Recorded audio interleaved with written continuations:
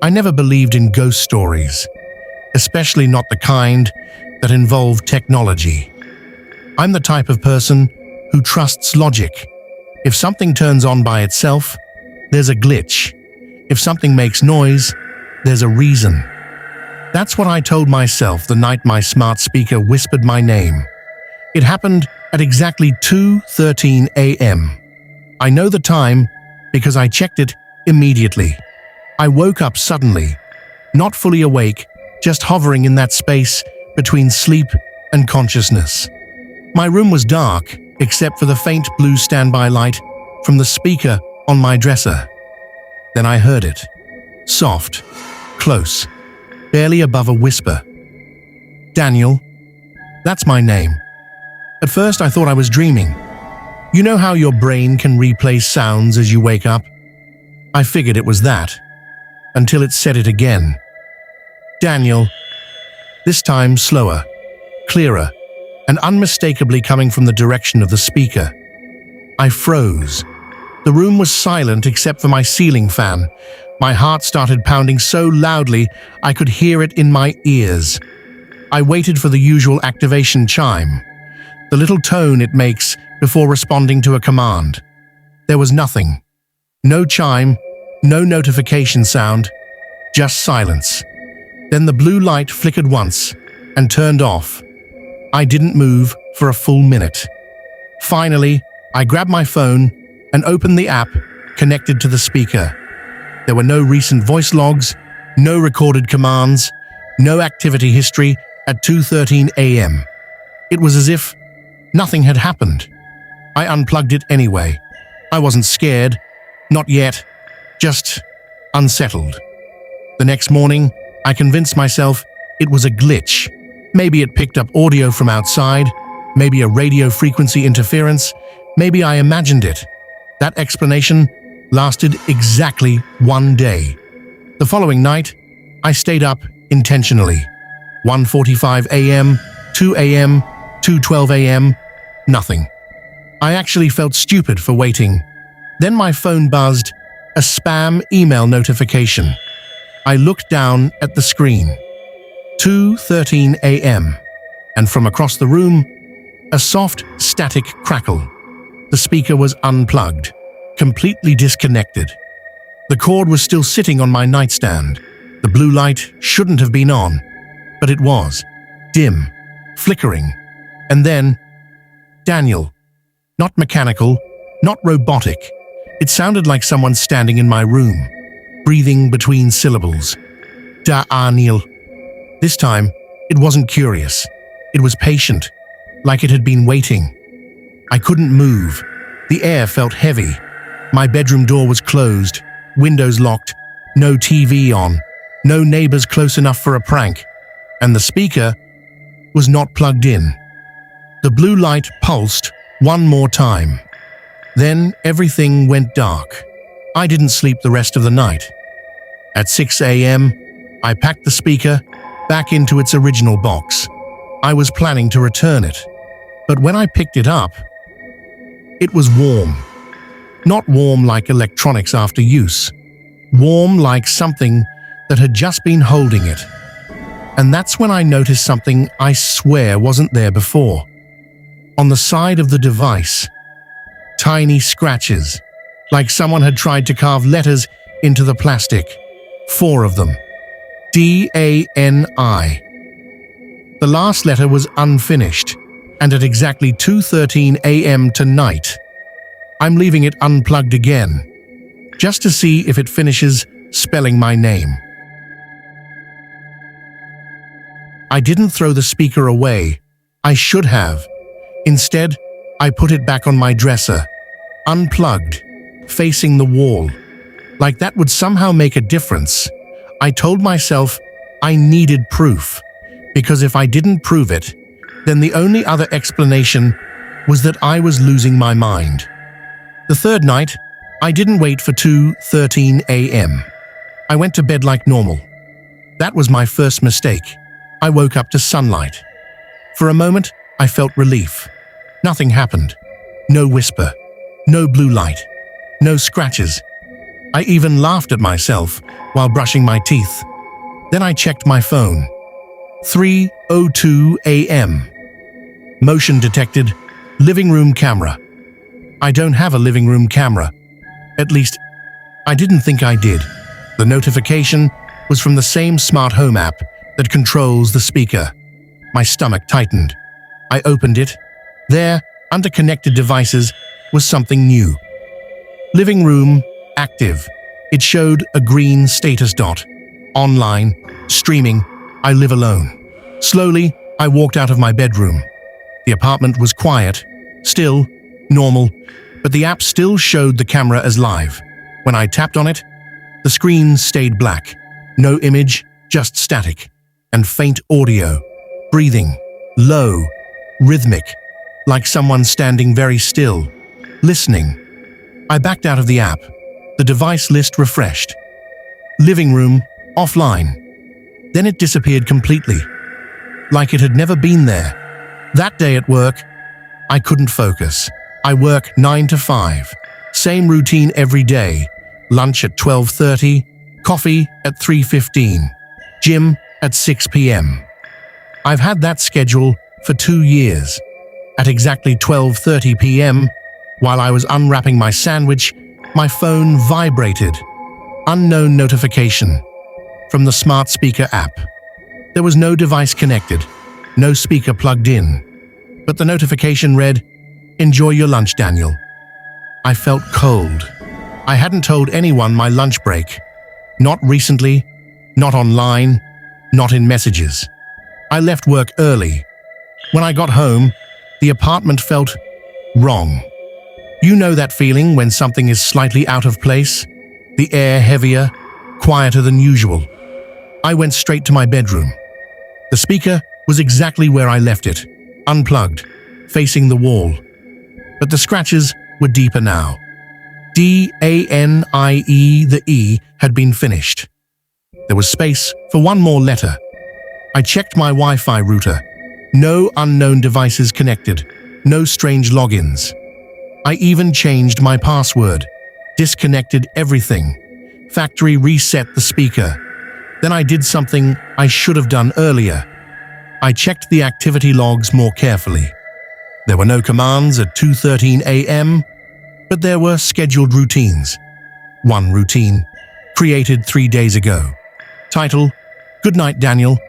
Trigger time, 2:13 a.m. Action, audio playback. I never created that. The audio file name was just a string of random characters. When I tapped preview, it played nothing, just silence. But the progress bar moved.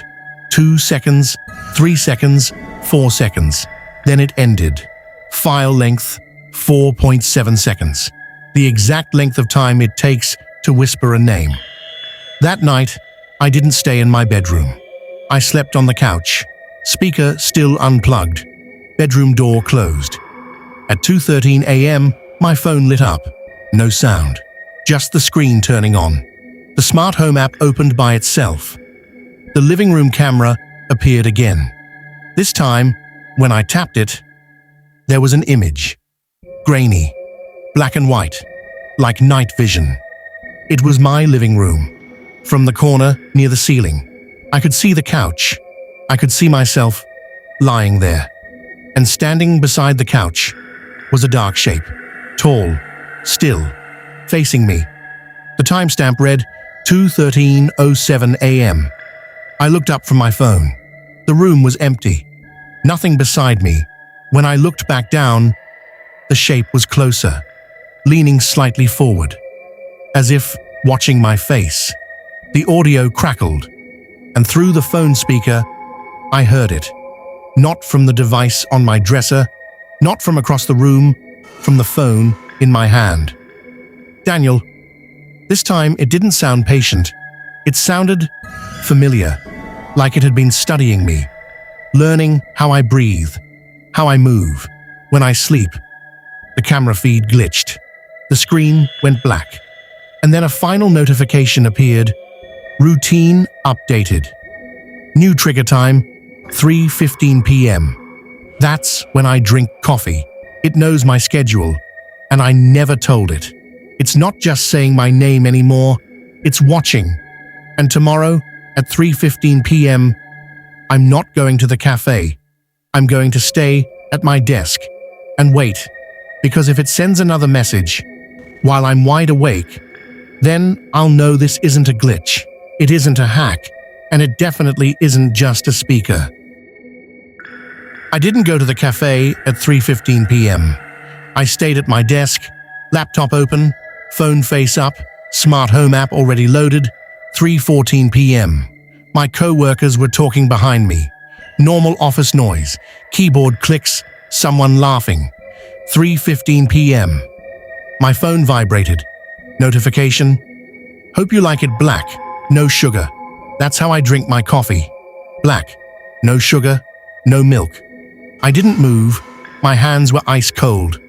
The notification came from the smart home app, but there are no devices connected. The speaker is unplugged. The camera doesn't exist, and I changed every password. I opened the app. Under devices, nothing. Completely empty. Then another notification. Living room, streaming. I didn't tap it immediately. I looked around the office instead. No one was looking at me. No one seemed to notice anything strange. Slowly, I tapped the notification. The feed loaded instantly. It was my apartment, not the living room this time. The bedroom. The camera angle was low. From the dresser, from where the speaker sits, the speaker was facing the wall, unplugged. But in the feed, it was facing the room, pointing directly at the bed. The timestamp read, "Live." Then the camera tilted slightly, as if something had nudged it. The view shifted toward the bedroom door, and the door was open. I left it closed this morning. I ran. I don't even remember telling my boss. I just grabbed my keys and left. The entire drive home, I kept the live feed open. The bedroom door stayed open. Nothing moved, no shape, no figure, just stillness. When I reached my apartment building, my hands were shaking so badly, I dropped my keys. I unlocked the door. Silence. Everything looked normal. Living room, kitchen, nothing disturbed. I walked to the bedroom. The door was closed, exactly how I left it. I opened it slowly. The speaker was still facing the wall, unplugged, just like before. I checked the breaker panel, everything was on. Then something hit me. I checked the router, no lights, no signal, completely dead. I pressed the power button, nothing. I unplugged it, plugged it back in, still nothing. I checked the outlet, no power. I went back to the breaker. The switch for the living room and bedroom outlets was off, flipped down. I know I didn't touch it. I flipped it back on. The router lights came back to life. Wi-Fi reconnecting. And immediately, my phone buzzed. Notification, connection restored. Restored? Restored from what? I opened the app. Under system logs, internet disconnected. 2 days ago. 2 days ago. That means everything that happened last night. The live feed, the whisper from my phone, the notifications, happened while my Wi-Fi was off. I checked my power usage app.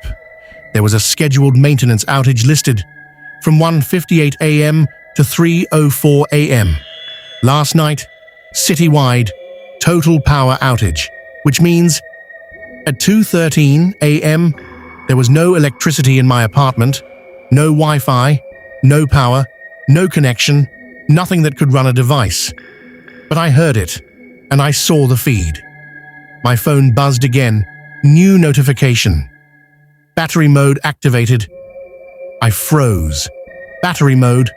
The speaker doesn't even have a battery. It's corded only. I walked slowly toward the dresser. The air felt heavy again, the same way it did that first night. The blue light on the speaker flickered once. Impossible. It's not plugged in. I stepped closer. The scratches were deeper. Daniel. My full name was carved now. perfectly finished. Below it, new letters, small, uneven, 2213. My phone screen lit up on its own. The front camera activated. I could see my own face. Behind me, in the reflection of the black TV screen, something moved. Tall, too tall, its head almost touching the ceiling. Standing directly behind me. I didn't turn around. I couldn't. The phone audio crackled, and it spoke. Not from the speaker, not from the room, from inside the phone, inside my hand. Power doesn't matter. The voice wasn't whispering anymore. It wasn't patient. It wasn't studying. It sounded amused, like I had finally figured out something obvious. Then the screen went dark, total black, not powered off, just black. The breaker flipped again, on its own. I heard the click behind me. The apartment lights died. Silence. No refrigerator hum. No traffic outside. Nothing. Complete stillness. Then, right beside my ear, close enough that I felt breath. See you at 2:13. The lights came back on. I was alone. Phone screen normal. Breaker back in the on position. Router blinking steadily. Everything normal. Except for one thing. It's 9:42 p.m. right now. I'm sitting on my couch, writing this. And the app just updated again. New device connected. Name, bedroom, occupied. Status, active. The other version of me stopped in front of the storage room, turned toward the camera, and smiled. Not wide, not exaggerated, just knowing. Then the door appeared, fully formed, and I walked inside. At exactly 3:13 a.m., the feed cut to black. All cameras, hospital-wide, for 13 seconds. When they came back on, the hallway was normal again. No 313, no second me. Marcus leaned back in his chair. "You need to delete this," he said quietly. "What? Administration doesn't like anomalies." That word, anomalies. Like this had happened before. "Has this happened before?" I asked. He didn't answer. Instead, he opened a hidden folder. Buried deep in the system. No label. Inside were archived clips. Years spanning back to 1998. Each file named 313_0313. He clicked one. April 17th, 1998. Black and white footage. Grainy. The hallway looked identical. At 3:12 a.m., a nurse walked into frame. Evelyn. She stopped at the end of the hall, turned toward the camera, smiled, and stepped into a door that wasn't there. Marcus closed the file. His hands were shaking now. "They told us it was lens burn," he whispered. "Electrical feedback. Did they tell you to delete those too?" He nodded. "But they always come back." The overhead lights in security flickered. Just once, the monitors glitched. Every screen switched to the third floor feed. Simultaneously, even cameras that weren't pointed there. The hallway stretched, longer than ever. And at the very end, room 313 stood wide open. The camera zoomed in automatically again. Inside the room, there was a hospital bed, occupied. The figure lying in it slowly turned toward the camera. It was me, pale, unmoving, eyes open, flatline tone echoing faintly through the speakers. Marcus stood up abruptly. "I'm deleting it." He hit the keyboard. The screen froze. Then displayed a message. "Access denied primary occupant. Active." My pulse thundered in my ears. The version of me in the hospital bed sat up, slowly, turned its head, and looked directly into the camera. Not at the lens, at me. The screen flickered, suddenly showing live feed of the security room. Marcus and I, from behind. There was someone standing in the doorway, wearing a hospital gown, watching us. We both turned at the same time. The doorway was empty. When we looked back at the monitors, the figure was gone. But something had changed. The hallway camera now showed two figures walking toward 313. One was me. The other was Marcus. Marcus's face went pale. "I never go to the third floor," he whispered. But on screen, he and I stopped in front of the door. The second me opened it, Marcus stepped inside first. The door closed. The flatline tone sounded again, 313 flashing on every monitor. The lights in the security room went out. Total darkness. When they came back, I was alone. Marcus's chair spinning slowly. Warm, like someone had just stood up. The footage folder was gone. No archives, no anomalies, just normal feeds. The hallway ended at 312. My phone buzzed. Hospital notification. Room 313 construction completed. Effective tonight. Patient admission. Scheduled 3:13 a.m. Primary occupant confirmed. I checked the staff directory. Security.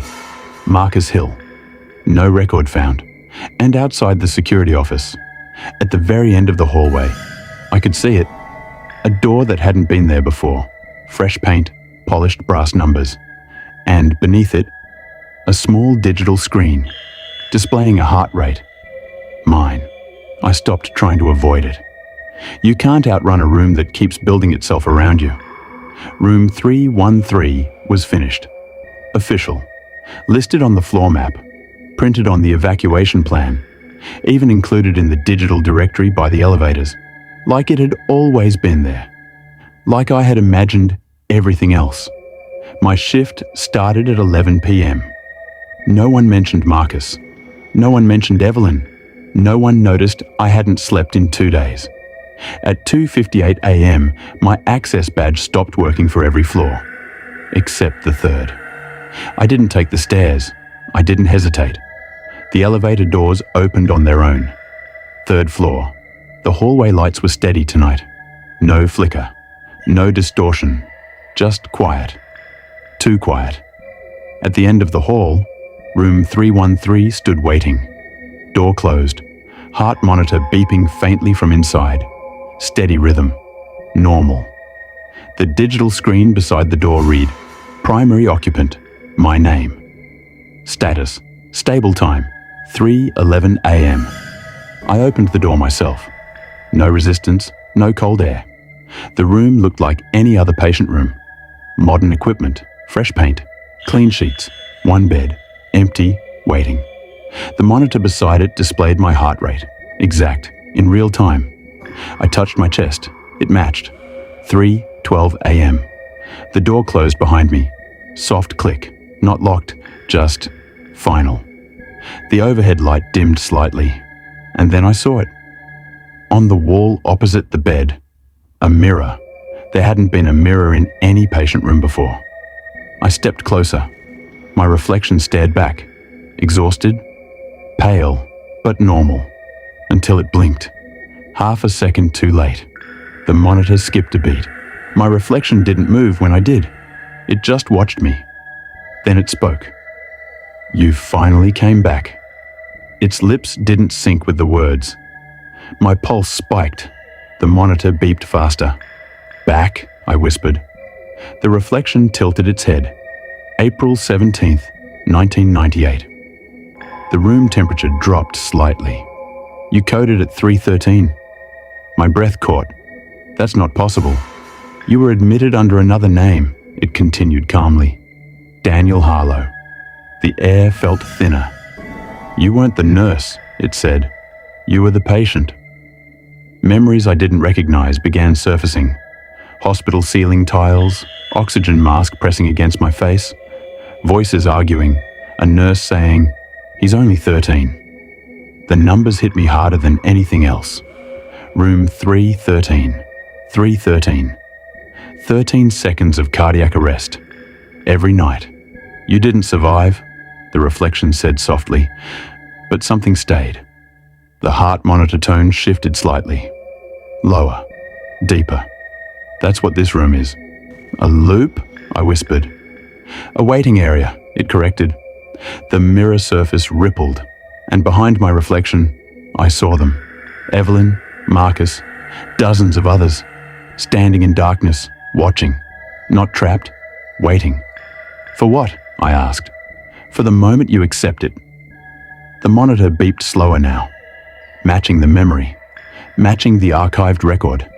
Time of death, 3:13 a.m., 3:12:50. The seconds ticked loudly.